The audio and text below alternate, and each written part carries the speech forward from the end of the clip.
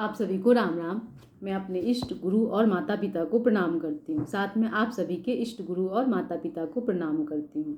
उम्मीद है आप लोग अच्छे होंगे। अभी हम लोग पंचांग की बात कर रहे थे, तो पिछले एपिसोड में मैंने आप लोगों को तिथि के बारे में बताया था। आज बात नक्षत्र की करते हैं। तो जो नक्षत्र होता है उसे तारों का समूह जो होता है उसको नक्षत्र कहा गया है। मतलब कि तारों के समूह को हम नक्षत्र कहते हैं। और ये नक्षत्र जो होते हैं वो बहुत स्लो मूविंग होते हैं, बहुत धीरे इनकी गति होती है, इसलिए हम इनको स्थिर मान लेते हैं। लेकिन एक्चुअल में ये स्थिर होते नहीं हैं, इनका मूवमेंट होता है लेकिन बहुत स्लो होता है। ज्योतिष शास्त्र के अनुसार 27 नक्षत्र कहे गए हैं, जिनके नाम इस प्रकार हैं: अश्विनी, भरणी, कृतिका, रोहिणी, मृगशिरा, आद्रा, पुनर्वसु, पुष्य, अश्लेषा, मघा, पूर्वा फाल्गुनी, उत्तरा फाल्गुनी, हस्त, चित्रा, स्वाति, विशाखा, अनुराधा, ज्येष्ठा, मूल, पूर्वा आषाढ़ा, उत्तरा आषाढ़ा, अभिजीत, श्रवण, धनिष्ठा, शतभिषा, पूर्वा भाद्रपद, उत्तरा भाद्रपद और रेवती। एक नक्षत्र अभिजीत होता है जिसको कि हम 28वां नक्षत्र बोलते हैं। कहीं कहीं 27 बोलते हैं, कहीं कहीं 28 बोलते हैं। तो ये नक्षत्र के नाम हैं।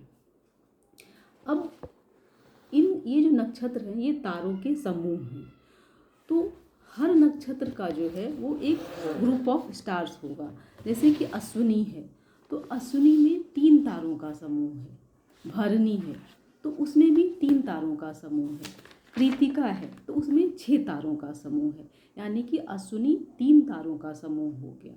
और शतभिषा है तो शतभिषा में 100 तारों का समूह, मतलब ग्रुप ऑफ 100 स्टार्स। तो जो भी नक्षत्र हैं वो उसमें कुछ तारों के समूह हैं, ये फिक्स्ड हैं, जिसमें कि 27 नक्षत्र 28 नक्षत्र के उसमें तारों का बताया गया है कि इसमें इतने नक्षत्र हैं।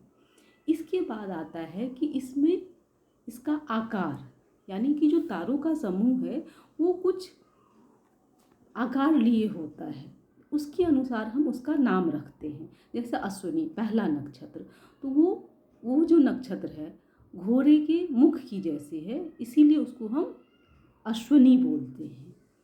और जैसे कि मृगशिरा तो उसका जो आकार है वो हिरण के मुख की जैसी है, इसीलिए हम उसको मृगशिरा बोलते हैं। यानी कि जो तारों का समूह है वह कुछ आकार लिए हुए है, उससे मिलता जुलता जो आकृति होता है उसके आधार पे हम उसका नाम रखते हैं। एक ये हो गया।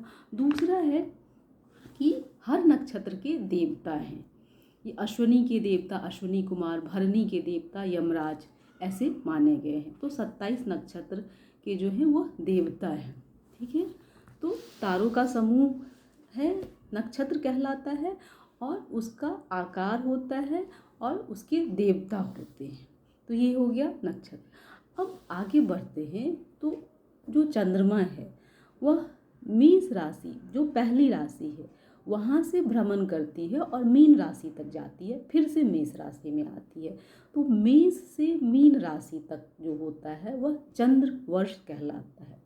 और इसी 12 जो राशियां हैं उसी में ये 27 नक्षत्र कवर होते हैं। यानी कि मेष राशि जब स्टार्ट होती है उस समय से, उसी दिन से अश्विनी नक्षत्र स्टार्ट होता है, और मीन राशि जब समाप्त होती है उस समय लास्ट नक्षत्र रेवती नक्षत्र समाप्त होता है। यानी कि चंद्रमा अश्विनी से और रेवती नक्षत्र तक भ्रमण करता है, जिसको कि हम चंद्र वर्ष कहते हैं। तो ये चंद्रमा का हो गया।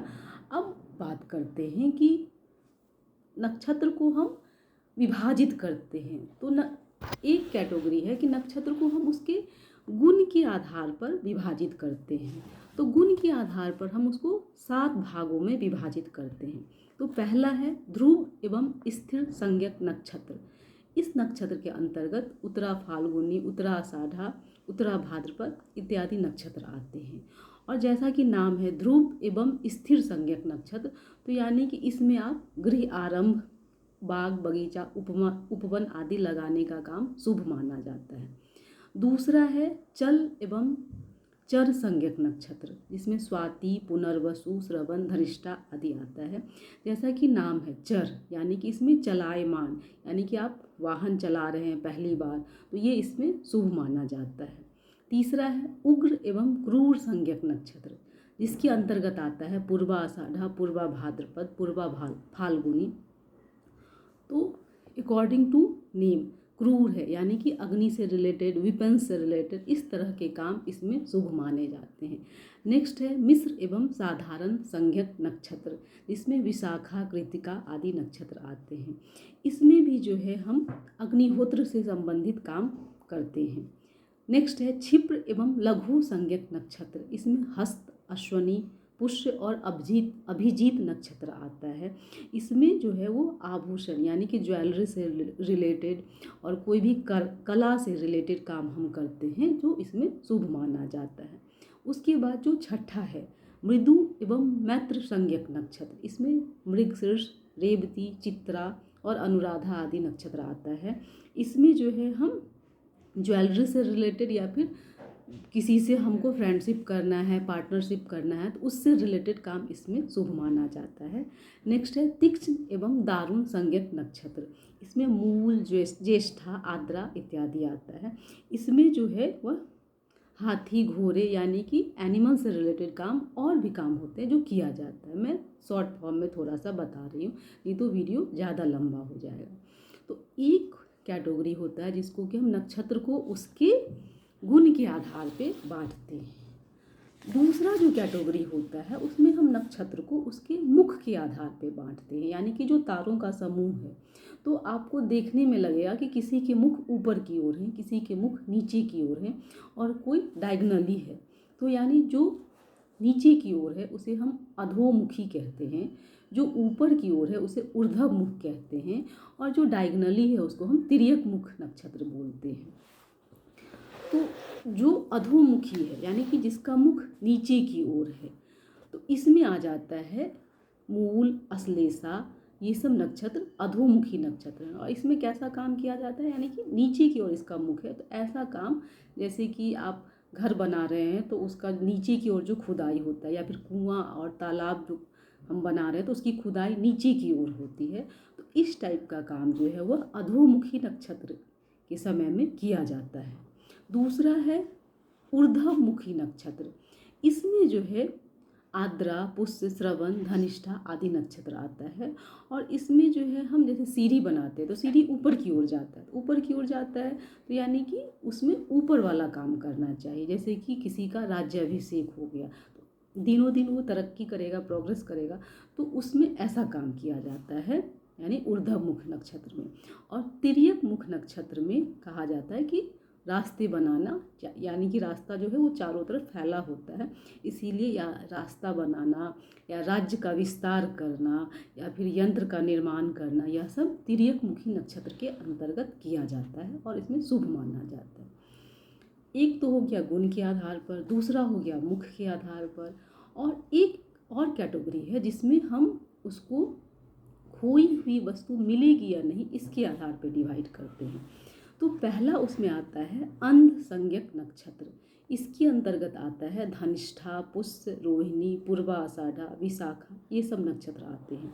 और ऐसा कहा जाता है कि अंध संज्ञक जो नक्षत्र हैं उसमें अगर कोई वस्तु खो जाती है या नष्ट हो जाती है या चोरी हो जाती है तो वह उसका तुरंत यानी कि शीघ्र वह वस्तु मिल जाती है, ऐसा कहा जाता है ज्योतिष के हिसाब से। तो ये हो गया अंध संज्ञक नक्षत्र।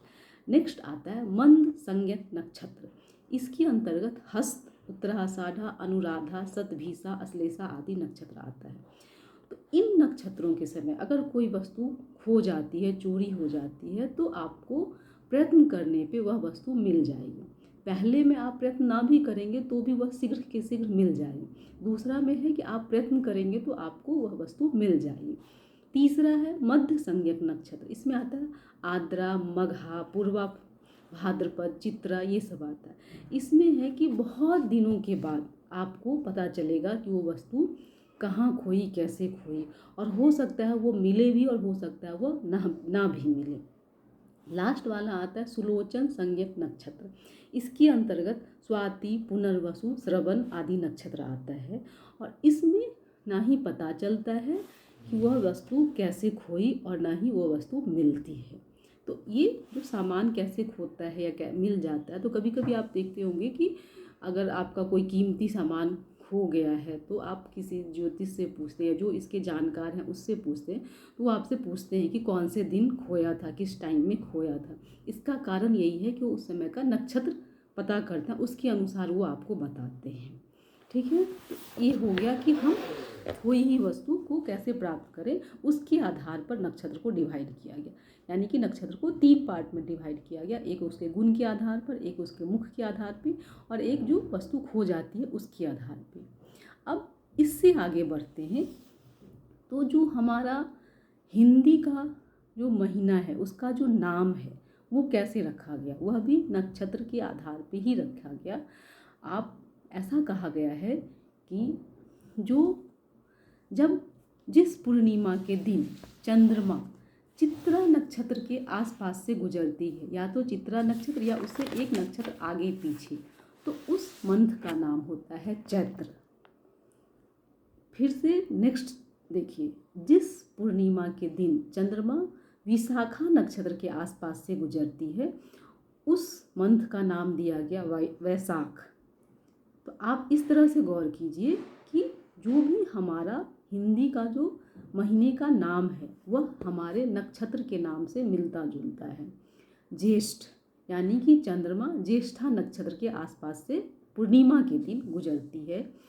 आषाढ़ यानी कि चंद्रमा पूर्वा आषाढ़ा या उत्तरा आषाढ़ा के आसपास उस दिन चंद्रमा पूर्णिमा के दिन उस दिन गुजरती है। फिर आगे आपका श्रवण, चंद्रमा पूर्णिमा के दिन श्रवण नक्षत्र के आसपास से होकर गुजरती है, तो उस मंथ को हम श्रावण बोलते हैं।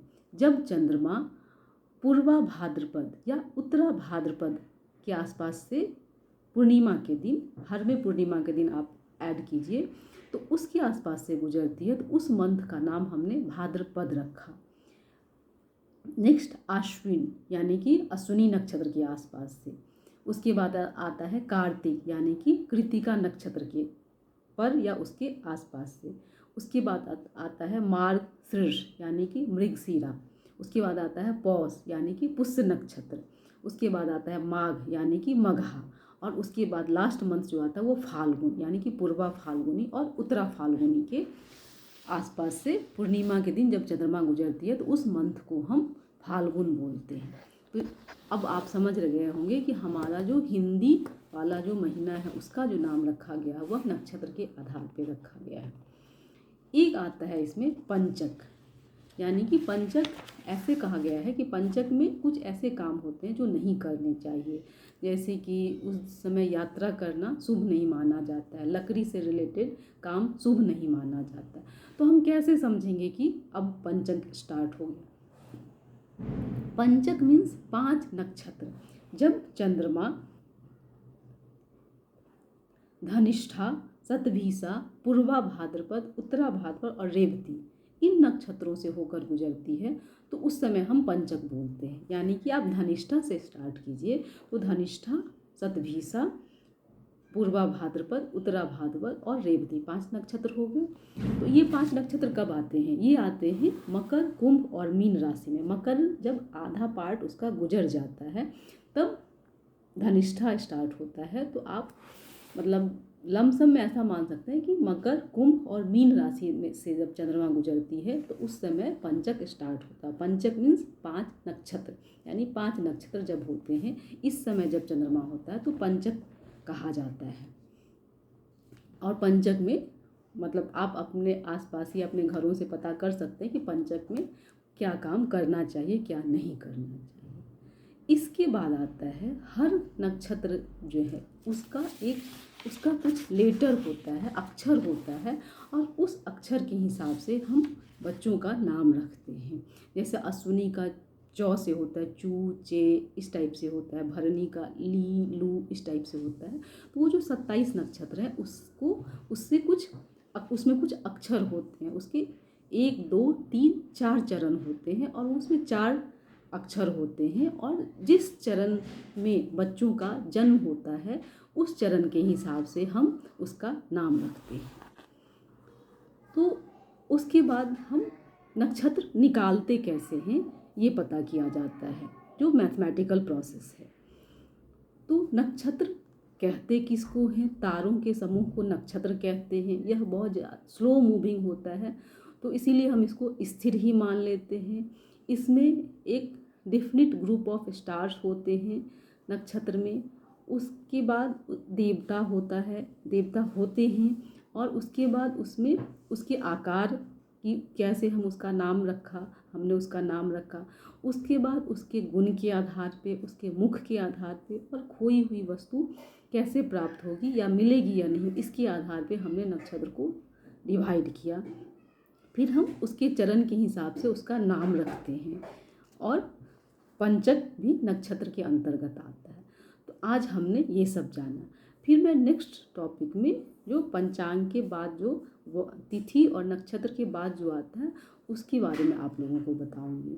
तो उम्मीद है आप लोगों को यह टॉपिक पसंद आया होगा। तो आज के लिए बस इतना ही। मैं फिर अगले वीडियो में आप लोगों के समक्ष पंचांग का ही टॉपिक लेके आऊँगी। तब तक आप लोग स्वस्थ रहें, व्यस्त रहें, मस्त रहें। आप सभी का धन्यवाद। राम राम।